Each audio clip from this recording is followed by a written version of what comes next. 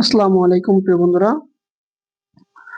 25শে December জনাব তারেক রহমান দেশে আসছেন, আর 26শে ডিসেম্বর তিনি শহীদদের প্রতি শ্রদ্ধা জানাতে জাতীয় স্মৃতিসৌধে সাভারে আসবেন। তার জন্য ঢাকা হতে, আমিনবাজার হতে সাভার নবীনগর পর্যন্ত দুই পাশে মানুষ আর মানুষ তাকে সংবর্ধনার জন্য, এবং বিএনপি নেতা কর্মীর দুই পাশে এবং সাধারণ মানুষ দীর্ঘ অপেক্ষায় লাইনে ধরে এখানে দাঁড়িয়ে আছে। সেই দুপুর থেকে জুম্মার নামাজের আগে থেকে কেউ আসছে কথা বলে জানা গেল, কারণ আমরা তো গেছি 3টার দিকে এখানে।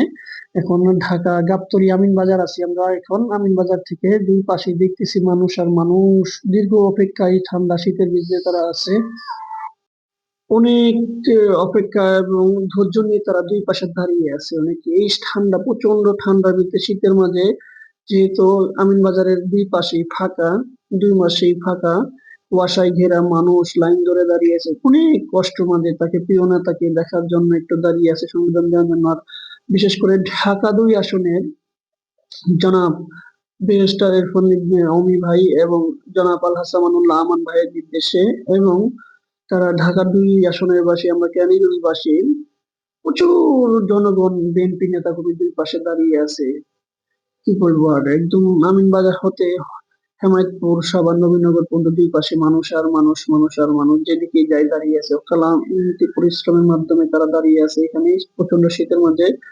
কিন্তু তারা এখনো যায়নি। প্রচুর কিন্তু প্রিয় নেতা তো আস্তে আস্তে রাত 9টা বেজে গেছে, সকালে হয় নাই, আসে নাই, এখনো আসতে পারে নাই।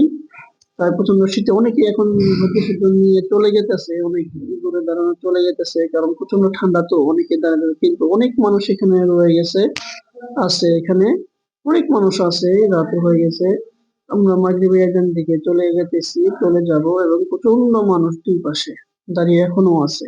ক্লান্ত শীতের মাঝে, এতটা শীত, ঠান্ডা, কুয়াশা, যে অপেক্ষা নিয়ে নেতা আসবে, এখনো আসবে, কিন্তু এখনো আসেনি। কিন্তু সঠিক টাইমটা কেউ বলতে পারে না। এটা শোনা গেছে, জানতে পারছিলাম যে তার শহীদ প্রেসিডেন্ট জিয়াউর রহমানের কবর মাজার জিয়ারত করে সাভারের উদ্দেশ্যে রওনা দিবে, স্মৃতিসৌধের উদ্দেশ্যে। সেদিকে যাবে, সেদিকে আসবে সাভার নবীনগরের উদ্দেশ্যে, তখন নেতা কর্মীদের সাথে দেখা করবে।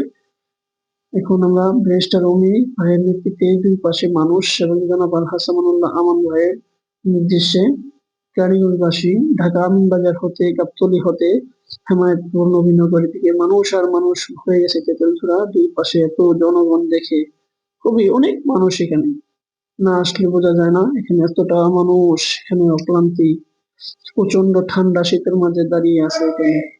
আমি এখানে আছি, পুরো ভিডিওটা দেখতে থাকি এবং এখানে দেখতে থাকি। প্রচন্ড মানুষ, দেখেন প্রচুর মানুষ, এত মানুষ এখানে দাঁড়িয়ে আছে। আমরা তো বাইক নিয়ে আছি, বাইক নিয়ে ঘুরতেছি মাথাতেই মাথা। অনেক মানুষ রাস্তার দুই পাশে দাঁড়িয়ে আছে। কেউ কেউ এখন শীতের কারণে চলে যাচ্ছে, কিন্তু যারা ইউনিয়ন পর্যায়ে সভাপতি, সেক্রেটারি কিংবা বড় বড় নেতা, তারা এখানে রয়ে গেছে। অনেক মানুষ এখানে আছে, রয়ে গেছে, এখনো আছে। এখন প্রচন্ড শীত, যে শীতে অপেক্ষা করেও প্রিয় নেতাকে দেখার জন্য এখনো তারা দুই রাস্তার পাশ দিয়ে দাঁড়িয়ে আছে। আর আমিনবাজার, সাভারে, গাবতলী, এটা তো জানেনই, ফাঁকা জায়গায় দিকে ফাঁকা দুই পাশে মানুষ সাইনবোর্ড নিয়ে স্বাগতম জানানোর জন্য দাঁড়িয়ে আছে। প্রিয় নেতা এখান দিয়ে যাবে, অথচ অপেক্ষার ওহরা শেষ হচ্ছে না তাদেরকে। তারপরে আমরা জানতে পারলাম আমাদের সেই প্রিয় নেতা জনাব দেশ নায়ক তারেক